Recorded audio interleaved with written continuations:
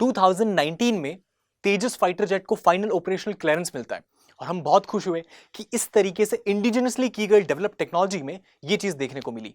लेकिन कैच की बात यह है कि ये 1983 का प्रोग्राम था जिसको 2019 में जाकर ऑपरेशनल क्लियरेंस मिला है। मतलब जिस प्रोग्राम को 11 साल में बनना था उसमें 36 साल लग जाते हैं। उसी के साथ में अगर आप देखेंगे तो एक कावेरी इंजन प्रोजेक्ट था हमारा जो तेजस फाइटर जेट के साथ में ही बनना शुरू हुआ था। तो तेजस फाइटर जेट है, इसको प्रोपेल करने के लिए, इसको चलाने के लिए जो इंजन चाहिए होगा वो कावेरी इंजन प्रोजेक्ट था। इसको उसके साथ शुरू किया गया, लेकिन 2014 में न्यूज आती है कि इस कावेरी इंजन प्रोजेक्ट को अबैंडन किया जा रहा है।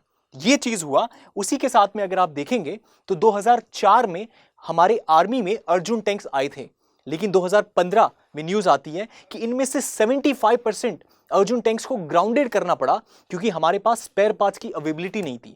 दोस्तों, ये जो तीनों कहानी है ये कहीं ना कहीं एक ऑर्गेनाइजेशन का फेलियर दिखाती है। और उसी के अगर दूसरे ब्रदर ऑर्गेनाइजेशन की बात करें तो आप उसको इस तरीके से देखिए कि 2013 में दो इंपॉर्टेंट इवेंट हुई थी। एक ये हुआ कि ग्रेविटी मूवी आई थी हॉलीवुड की जो 850 करोड़ के कॉस्ट में बनी थी, और दूसरा ये चीज हुआ था कि इसरो ने अपना मॉम मिशन जो है वो भेजा था ऑर्बिट करने के लिए मार्स को। तो वो जो था ये 650 करोड़ के कॉस्ट में बना था। मतलब एक फिल्म से कम कॉस्ट में इसरो मॉम मिशन भेज दे रहा है। वहीं पे उसका ब्रदर ऑर्गेनाइजेशन की बात करें डीआरडीओ, जो वो ये चीज एफिशिएंटली नहीं कर पा रहा है। तो ये चीज क्यों हो रहा है, तो इसी के बारे में हम डिस्कस करेंगे कि डीआरडीओ जो है, हम डीआरडीओ को एक तरीके से दूसरा इसरो क्यों नहीं बना पाए, या डीआरडीओ इसरो के ग्रैंड सक्सेस को क्यों नहीं रेप्लिकेट कर पाया। तो उसी के बारे में हम डिस्कस करने वाले हैं। और सबसे बड़ा जो दिमाग में थॉट आता है कि शायद ऐसा होगा कि फंडिंग्स नहीं होगी। तो अगर फंडिंग्स की बात करें तो डीआरडीओ को इसरो से डबल अमाउंट का फंडिंग मिलता है, डिस्पाइट दैट ये फेलियर है। तो ये क्या चीज है, इसके क्या नुआंसेस हैं, उसके ऊपर हम देखने की कोशिश करेंगे। तो एक नजर डालिए उनके ईयर ऑफ फॉर्मेशन पे। डीआरडीओ 1958 में बनता है, इसरो 1969 में बनता है। मतलब डीआरडीओ से भी लेट बना इसरो फिर भी सक्सेसफुल है। 11 साल की देरी है फिर भी ये सक्सेसफुल है ज्यादा। तो इनका जो कोर ऑपरेशन था, डीआरडीओ डिफेंस टेक्नोलॉजीज में काम करता था और state of art weapon systems बनाने का इसका काम था। जबकि इसरो के बारे में बात करें दोस्तों तो लॉन्च व्हीकल्स हो गए या फिर उसके ऊपर सैटेलाइट्स को पुट कर अंतरिक्ष में भेजना, ये इसरो का काम था। तो दोनों के अगर ऑपरेशन की बात करेंगे आप तो आपको समझ में आएगा कि ये जो वर्टिकल है ये ईजी है। मतलब स्पेस को एक्सप्लोर करना इज ईजी। हर देश उसमें इंटीग्रेशन की बात करता है, कोलैबोरेशन की बात करता है। अगर आपको फ्रांस से कोई टेक्नोलॉजी चाहिए तो वो आपको आसानी से मिल जाएगी स्पेस के मामले में। लेकिन अगर वही डिफेंस के मामले में अमेरिका या फ्रांस या रशिया से कोई टेक्नोलॉजी चाहिए, इतना आसानी से वो लोग शेयर नहीं करते हैं। तो ये एक रेजिस्टेंस या हेजिटेंस हमको देखने को मिलता है, जो एक रैशनल बनता है कि डीआरडीओ सफल नहीं हुआ, इसरो सफल हुआ। उसी के साथ में अगर आप दूसरा पहलू देखें तो डीआरडीओ का सफल होना हमारे लिए मैटर क्यों करता है। इसरो का तो समझ में आता है कि स्पेस के लिए बहुत इंपॉर्टेंट है हमारे लिए और बहुत न्यूज में भी रहता है और बहुत सारे सक्सेसफुल प्रोजेक्ट्स भी हमने उसके देखे। लेकिन व्हाई डीआरडीओ इज इंपॉर्टेंट, आप देखेंगे दोस्तों, इंडिया वर्ल्ड का, पूरे वर्ल्ड में जितने भी आर्म्स के इंपोर्ट होते हैं उसमें करीबन 10% जो ग्लोबल आर्म्स इंपोर्ट होता है ये इंडिया अकेला करता है। तो जब हम इतना इंपोर्ट कर रहे हैं तो कहीं ना कहीं जहां से इंपोर्ट कर रहे हैं, लेट्स एक हाइपोथेटिकल सिनेरियो देखिए आप कि हमारी फ्यूचर में चाइना के साथ वॉर हो जाती है और उस समय पे हमने यूएस और फ्रांस और रशिया जैसे देशों से अगर कोई डिफेंस इक्विपमेंट्स को इंपोर्ट किया है, अब वहां पे दिक्कत ये आएगी वॉर के समय पे जो क्रिटिकल इक्विपमेंट्स है, जो कंपोनेंट्स है वो फेल कर जाए, हमारी डिफेंस मशीनरी फेल कर जाए, या इंटेंशनली उसको इस तरीके से बनाया हो कि बैकएंड में सॉफ्टवेयर में वो किल स्विच हो कि जब जरूरत है तब काम नहीं कर रहा है, उस समय पे हम क्या करेंगे। तो ये जो इंपोर्ट डिपेंडेंस है इसको कम करना, इंडिजिनस प्रोडक्शन करना डिफेंस टेक्नोलॉजीज का बहुत इंपॉर्टेंट हो जाता है इस केस में। क्योंकि अगर इंडिया को अपना स्टैच्योर मेंटेन रखना है और उस तरीके से चाइना हो, पाकिस्तान हो, इन सारे देशों के साथ जो थ्रेट्स हमको देखने को मिलते हैं इसको काउंटर करना है, तो इसके लिए बहुत इंपॉर्टेंट हो जाता है कि इंडिजिनस प्रोडक्शन पे ध्यान रहे हमारा। तो इस वजह से डीआरडीओ का बहुत ज्यादा सिग्निफिकेंस है और इंपॉर्टेंस है। अब देखेंगे इसका डूम क्यों हो रहा है, ये फेल क्यों हो रहा है। तो उसके पीछे सबसे बड़ा रैशनल जो निकल के आता है वो ये है कि इसके ऑर्गेनाइजेशन रिस्ट्रक्चरिंग में कुछ प्रॉब्लम है, उसकी वजह से ये फेलियर के रूट पे है। तो क्या ऑर्गेनाइजेशनल फेलियर हो सकता है, उसमें एक आप टेम्पोरल लेंस के हिसाब से देखिए। क्योंकि जब ऑर्गेनाइजेशन बनता है तो हिस्टोरिकली आप देखेंगे क्या डेवलपमेंट्स हुए, क्या एवोल्यूशन हुआ है, वहां से बेहतर तरीके से समझ में आता है कि ये ऐसा क्यों हुआ था। तो अगर आप देखेंगे कि 1962 में हम वॉर हारते हैं और तब हमारे पास डीआरडीओ जो ऑर्गेनाइजेशन है, वी हैड डीआरडीओ, लेकिन तब भी हमको ये रियलाइज नहीं हुआ और डिफेंस टेक्नोलॉजीज पे इतना फोकस नहीं किया। उसके बाद इंदिरा गांधी के टाइम पे बेसिक मिसाइल सिस्टम्स बनते हैं, लेकिन जो मेन फोकस होना चाहिए वो बाद में जाके आता है और एक समय पे तो हॉल्ट भी आ जाता है। आप देखेंगे मोरारजी देसाई के समय पे उनकी जब सरकार थी तो एंटी न्यूक्लियर उनका स्टांस था, तो उसकी वजह से एक हॉल्ट देखा गया और जो डिफेंस डीआरडीओ को जो सक्सेस मिलना चाहिए था इसरो के लेवल पे अगर देखेंगे, इसरो को जो मिला वो डीआरडीओ के साथ यहां पे रेप्लिकेट नहीं हुआ बिकॉज ऑफ दिस थिंग। और ये मल्टीपल टाइम्स बीच में हुआ है, may be because of the government का पॉलिटिकल इतना विल नहीं है या बहुत सारे रीजंस थे इसके पीछे, उस वजह से। उसी के साथ आप देखेंगे कि वाजपेयी के समय पे जब पोखरण 2 हुआ और उसके बाद कारगिल हुआ, तो पोखरण 2 टेस्ट हमने जब किया तो हम पे इंटरनेशनल सैंक्शंस भी लगे कि आप इस तरीके से न्यूक्लियर जो एनर्जी है उसको एक्सप्लोर कर रहे हो और व्हाट इफ अगर आप मिलिट्री यूज के लिए इसको यूज करेंगे, तो वो एक रीजन था। तो जो मल्टीपल लेवल्स पे डीआरडीओ को चैलेंजेस फेस करने पड़े वो बहुत बार हमको देखने को मिला है, जबकि इसरो के साथ same thing was not that. Similarly we saw कि मनमोहन सिंह जी का जब टाइम था, जब दो उनकी सरकारें रही थी, उस समय पे हमने बहुत सारे डिफेंस इक्विपमेंट को प्रोक्योर किया, लेकिन जो इंडिजिनस फोकस होना चाहिए वो उस समय पे भी नहीं देखने को मिला था। And then Modi government came and then make in India एक इनिशिएटिव है जिसके तहत इंडिजिनस और आत्मनिर्भरता पे फोकस किया जा रहा है। तो इससे एक हमको देखने को मिल सकता है कि डीआरडीओ में there are some changes that are there, जो देखने को हमको फ्यूचर में मिल सकते हैं। तो उसी के साथ अगर आप देखेंगे कि मेजर एक प्रॉब्लम निकल के आता है, जैसे हमने ऑर्गेनाइजेशन की बात की, मेजर प्रॉब्लम निकल के आता है कि उनका वर्क कल्चर कैसा है। मतलब बीच में एक इस तरीके से न्यूज हेडलाइन आई थी, केस बहुत ही हाईलाइट हुआ था कि डीआरडीओ के लैब डायरेक्टर, एक पर्टिकुलर लैब में जो डायरेक्टर है, वो अपने पर्सनल वेंडेटा के लिए एक ऑनेस्ट ऑफिसर को गलत केस में फ्रेम कर कर उसको फंसाने की कोशिश कर रहे हैं। ये हमको देखने को मिला था। तो जिस ऑर्गेनाइजेशन में करप्शन हो, नेपोटिज्म हो और इस तरीके से चीजें चलती हो, क्या वो सक्सेस की राह पे जा पाएगा? मतलब बहुत ही डिफिकल्ट है उस ऑर्गेनाइजेशन के लिए उस तरीके से हो पाना, जबकि इसरो के केस में hardly we get to see such things. Similarly if you see कि एक हायरार्की देखिए आप, मिनिस्ट्री ऑफ डिफेंस, डीआरडीओ आता है मिनिस्ट्री ऑफ डिफेंस के अंदर, बहुत सारे डिपार्टमेंट्स है, एक डीआरडीओ है जो रिसर्च एंड डेवलपमेंट पे फोकस करता है। उसके बाद आते हैं डिफेंस प्रोडक्शन के जो उनके डिपार्टमेंट्स होते हैं, वो है हमारे पास 16 पीएसयूज। अब इसमें होता ही है कि डीआरडीओ एक डिजाइन बनाएगा कि इस तरीके से ये होना चाहिए, उसके बाद में पीएसयूज उस डिजाइन के बेसिस पे मैन्युफैक्चरिंग करते हैं। Let's say Tejas fighter jet का जो डिजाइन है वो डीआरडीओ ने रेडी किया, उसके बाद में एक्चुअल जो मैन्युफैक्चरिंग है उसका कंपोनेंट्स को असेंबल करना, वो सारी चीजें वो पीएसयूज हैंडल करते हैं। तो ये किसका स्ट्रक्चरिंग है? तो यहां आप देखेंगे कि जो मिनिस्ट्री ऑफ डिफेंस है वो इटसेल्फ एक स्लो मिनिस्ट्री है। रेड टेपिज्म को देखने को मिलता है, करप्शन ह्यूज अमाउंट पे देखने को मिलता है। जबकि इसरो के केस में अगर आप देखेंगे तो वहां पे आप पाएंगे कि it is under department of space, और डिपार्टमेंट ऑफ स्पेस आता है पीएमए को अंडर, तो डायरेक्ट वहां रिपोर्टिंग होती है।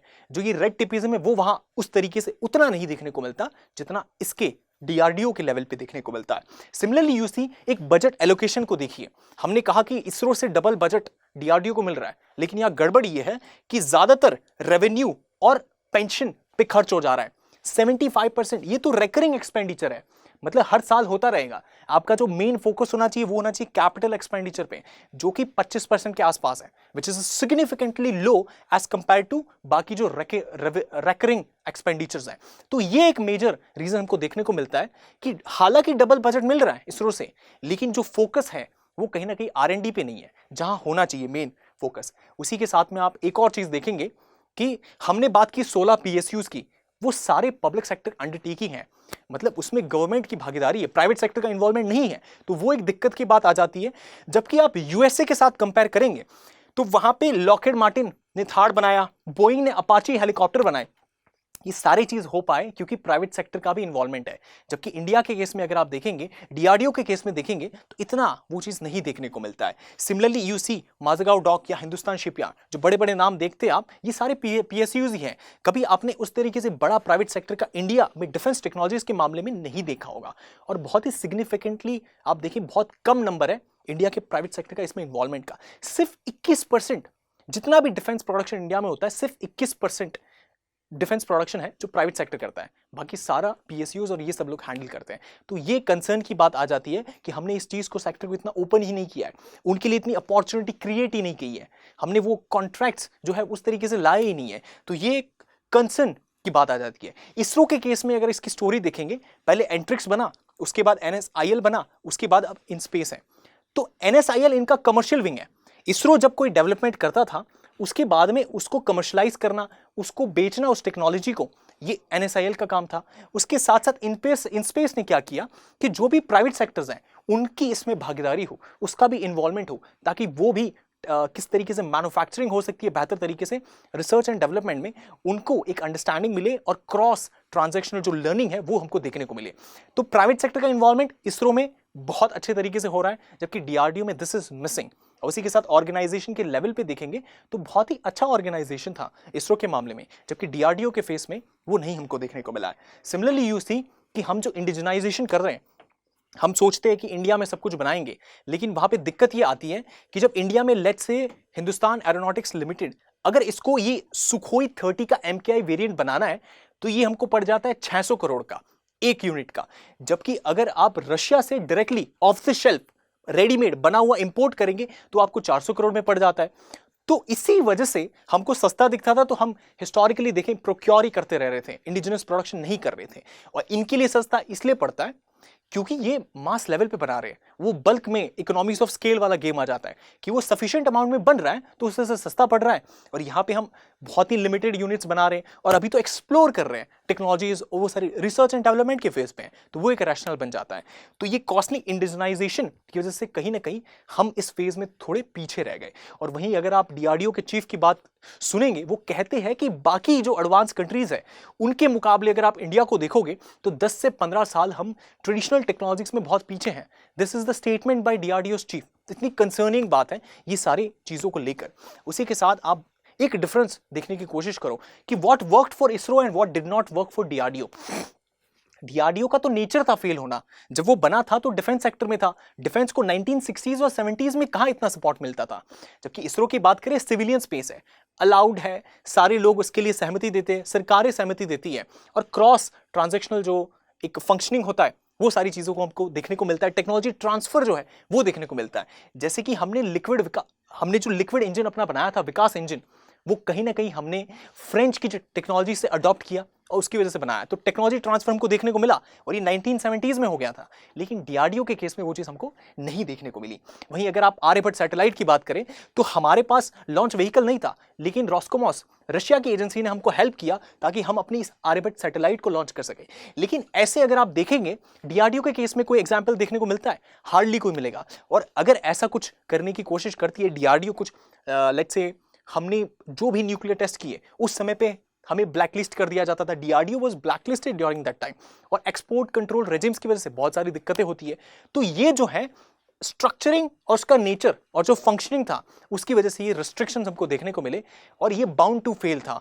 अगर आप देखेंगे हिस्टोरिकली हम सोशलिस्ट बैकड्रॉप से आते हैं तो वहां पे भी ये कहीं ना कहीं फिट बैठता है कि सोशलिस्ट बैकड्रॉप से आते हैं तो हमें इसकी क्या आवश्यकता है। We were very peace loving country, तो हमें इसकी नेसेसिटी उस समय पे लगी नहीं, इतनी रियलाइज नहीं हुई जितना अभी इस फेज में हमको देखने को मिल रहा है। सिमिलरली अगर आप ऑपरेशन के लेवल पे बात करेंगे, मतलब हर लेवल पे अगर आप डीकंस्ट्रक्ट करेंगे, कुछ एक सिंगल प्रॉब्लम नहीं होता है किसी भी ऑर्गेनाइजेशन के फेलियर का। आप देखेंगे देयर आर मल्टीपल प्रॉब्लम्स जो कहीं ना कहीं साथ में आकर एक रिपल इफेक्ट क्रिएट करते हैं, उसकी वजह से बहुत ज्यादा वो हो जाता है। तो वो चीज अगर आप ऑपरेशनल के केस में देखेंगे तो कुछ मिशन मोड प्रोजेक्ट्स होते हैं, उनमें ऐसा रहता है कि जो भी व्यक्ति को वो प्रोजेक्ट्स चाहिए होते हैं और DRDO उसको डिलीवर करेगा, तो उन्होंने कहा रहता है कि DRDO को ये टाइमलाइन दिया गया है, ये डेडलाइन दिया गया है, और ये इस तरीके से रूपरेखा में, इस फ्रेमवर्क में आप हमको ये सारे प्रोजेक्ट्स डिलीवर कर दो। लेकिन जो जरूरी है उन प्रोजेक्ट्स को भी DRDO डिलीवर नहीं कर पा रहा है। आधे 50% मिशन मोड प्रोजेक्ट्स को भी हम डिले कर रहे हैं। तो जो बाकी जो पेरिफेरी के प्रोजेक्ट्स हैं, क्या उन पे उस तरीके से काम हो पा रहा होगा? ये बहुत क्वेश्चनिंग और क्वेश्चनेबल बात है। उसी के साथ आप देखेंगे कि कैग ने मल्टीपल टाइम्स कहा है कि DRDO के अंदर इनएफिशिएंसीज हमको देखने को मिल रही है। उसी के साथ एक बड़ा इशू ये आ जाता है कि इंडिया में अगर आप देखेंगे तो जो साइंटिस्ट कम्युनिटी है उनको उस तरीके से इकोनॉमिक सपोर्ट इतना नहीं मिलता है जितना US में मिलता है। लेट्स से इंडिया में अगर कोई 1 लाख कमा रहा है महीने का, वही अगर वो US में जाकर उसी पोजीशन पे अगर जाएगा तो वो 8 लाख कमाएगा। मतलब यू सी, मतलब 5x 10x उनको रिटर्न्स मिलते हैं वहां पे। तो क्यों कोई इंडियन किस तरीके से इंसेंटिवाइज होगा? मतलब सरकार क्या उसके लिए स्टेप ले रही है? क्या उनको सैलरी उतना मिल रहा है? क्या उनको पर्क्स उतने मिल रहे हैं? अगर ये चीज नहीं है तो ब्रेन ड्रेन होता है। हम कहते हैं कि हमारा टैलेंट वहां जा रहा है, टैलेंट वहां जा रहा है because of the situation that is there, हम उसको ठीक नहीं कर रहे हैं, तो ये प्रॉब्लमैटिक बात है। और जब वहां जाते हैं तो डिफेंस का मामला है, सेंसिटिव सारी चीजें होती है, वो कहीं ना कहीं वहां लीक हो जाती है, वहां उन्हें पता चल जाता है। That is a problematic thing. तो ये एक एस्पेक्ट हमको देखने को मिलता है।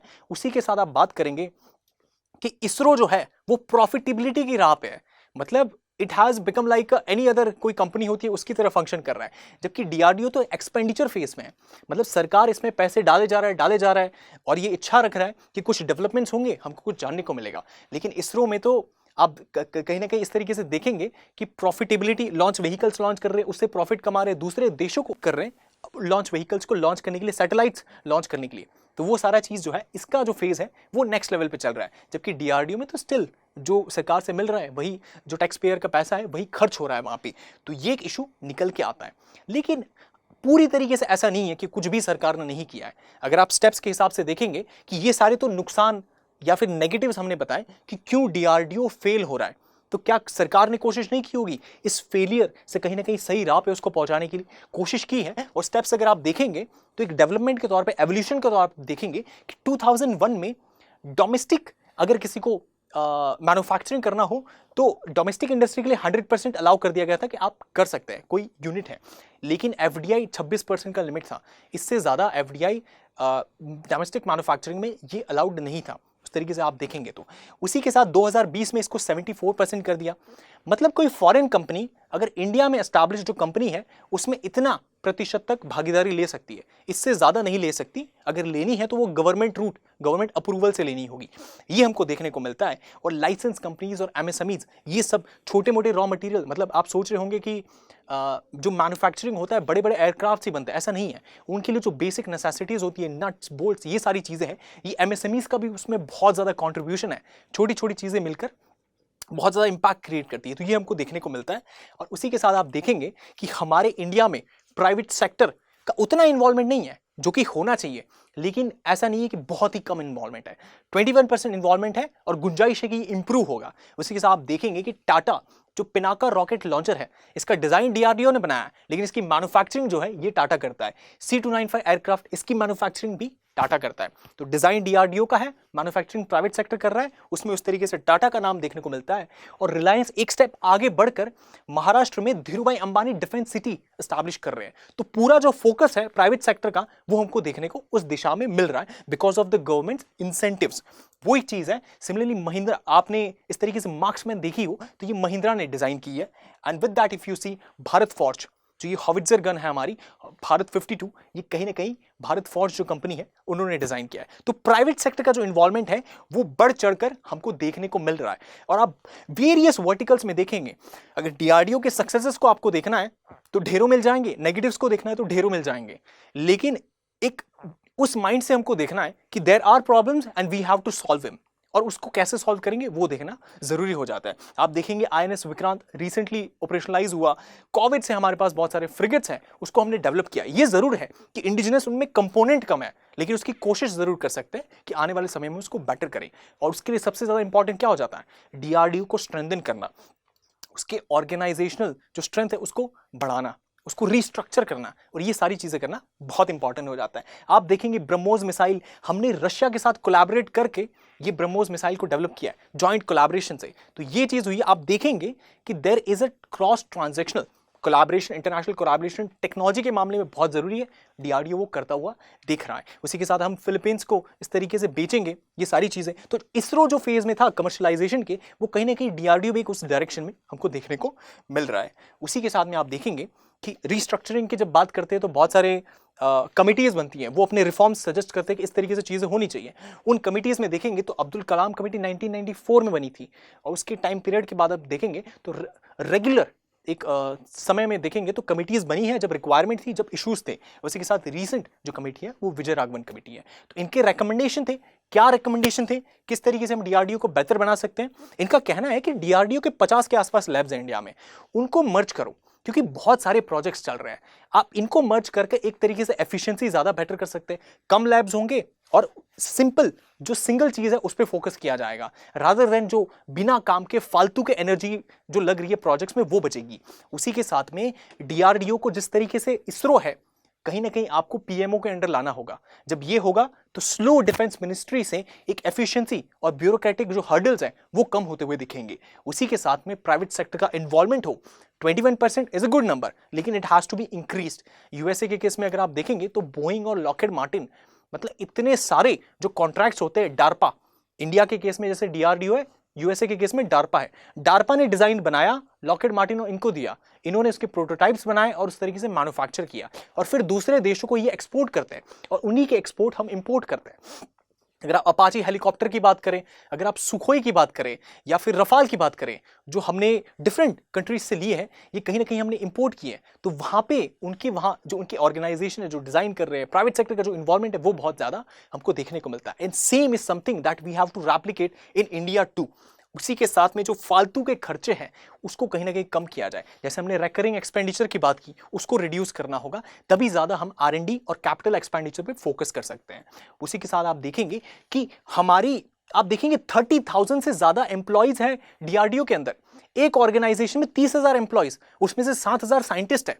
आप सोचिए, जहां 7,000 साइंटिस्ट काम कर रहे हैं, इतना बड़ा टैलेंट है, डिस्पाइट दैट हम कुछ ज्यादा बड़ा सक्षम तरीके से कर नहीं पा रहे हैं।